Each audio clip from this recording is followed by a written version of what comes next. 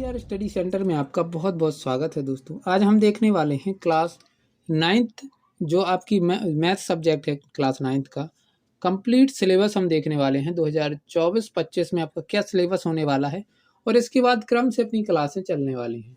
हाँ, हर chapter wise अपनी क्लासें डेली चला करेंगी, है ना। तो चलिए आज से हम स्टार्ट कर देते हैं। तो अपने सभी 9th के जितने भी आपके दोस्त हैं, अपने मित्र हैं, उन सभी को इस वीडियो की लिंक भेज दीजिए ताकि वो लोग भी जुड़ जाएं और क्लास 9th की मैथ सब्जेक्ट का सिलेबस पूरा देख सके कि क्या क्या उनको इस वर्ष पढ़ना है, क्या क्या सीखना है अपनी मैथ की किताब में। इसके अलावा भी आपको अन्य सब्जेक्ट की भी पूरा सिलेबस बताया जाएगा और साथ ही साथ उनका भी अध्ययन करवाया जाएगा। तो फिलहाल में हम स्टार्ट करते हैं क्लास 9th की मैथ। और आज जो हम सिलेबस डिस्कस करने वाले हैं उस सिलेबस को ध्यान से सुनिएगा कि इस वर्ष आपको क्या पढ़ना है।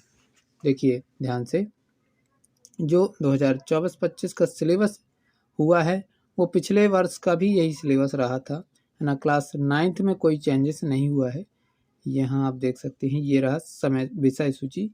तो विषय सूची में सबसे पहला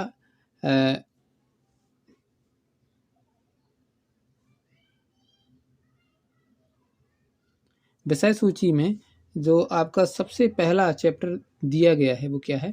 संख्या पद्धति। संख्या पद्धति आपकी सबसे पहले दी गई है, जैसा कि आपको स्क्रीन पर दिखाई दे रहा होगा, है ना।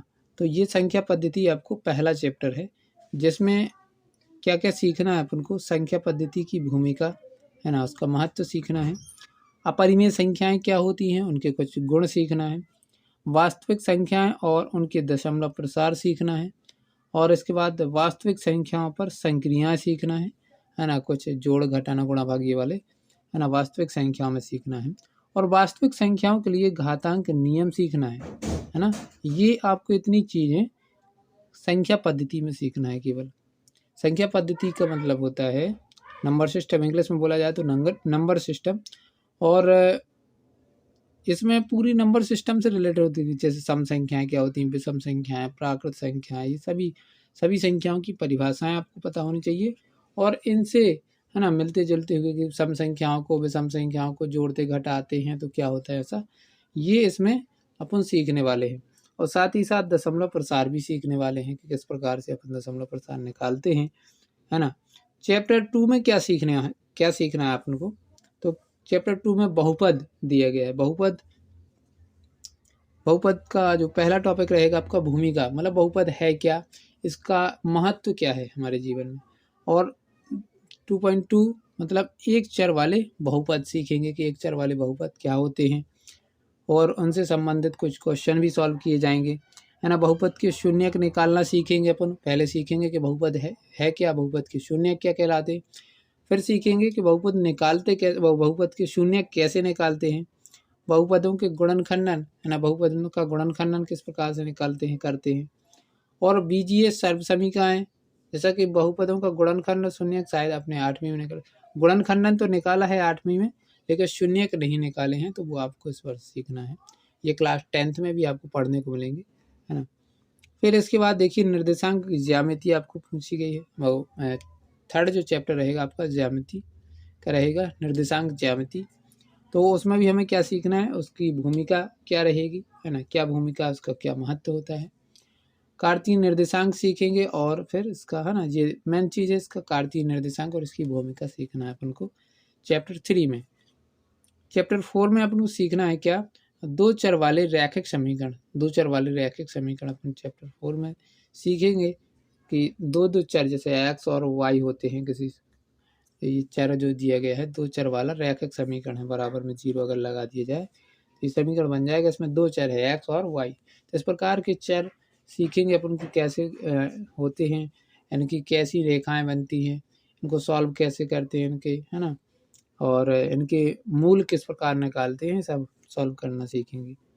रैखिक समीकरण को हल किस प्रकार से करते हैं वो अभी हम इसी चैप्टर में सीखेंगे। 5वां चैप्टर है यूक्लिड की ज्यामिति का परिचय, है ना। यूक्लिड की जो ज्यामिति है उसका परिचय हम इस अध्याय में सीखेंगे चैप्टर 5 में, है ना। यूक्लिड की परिभाषाएं, कुछ अभिग्रह, कुछ गुण, है ना, अभिधारणा भी सीखेंगे उसकी।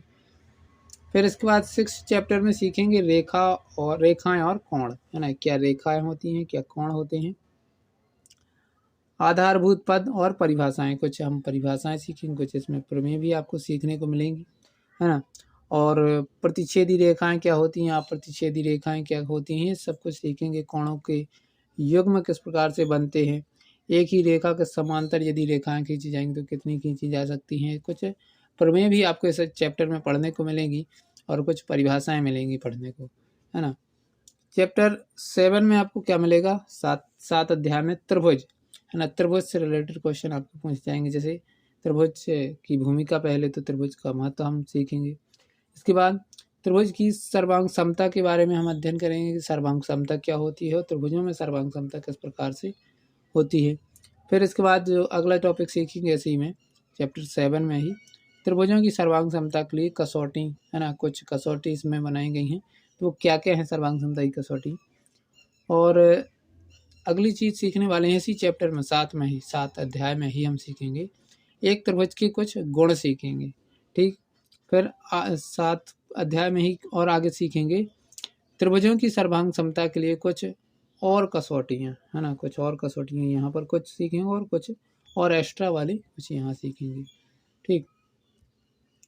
फिर इसके बाद 8 अध्याय में सीखेंगे हम चतुर्भुज के बारे में। चतुर्भुज में जैसे समांतर चतुर्भुज के गुण सीखेंगे, मध्य बिंदु किस प्रकार से निकालते हैं उसकी एक प्रमेय है वो सीखेंगे। तो ये 2 टॉपिक आपको अध्याय 8 में सीखना है। 9 अध्याय में क्या सीखना है, 9 चैप्टर में, तो इसमें सीखना आप उनको व्रत, है ना, व्रत की जीवा क्या होती है, व्रत की त्रिज्या क्या होती है, और व्रत से रिलेटेड आपके क्वेश्चन आने वाले हैं इसमें, है ना। जीवा द्वारा एक ही बिंदु पर अंतरित कोण, है ना, इसकी कुछ आपको इस अध्याय में प्रमेय भी मिलेंगे 9 अध्याय में पढ़ने के लिए।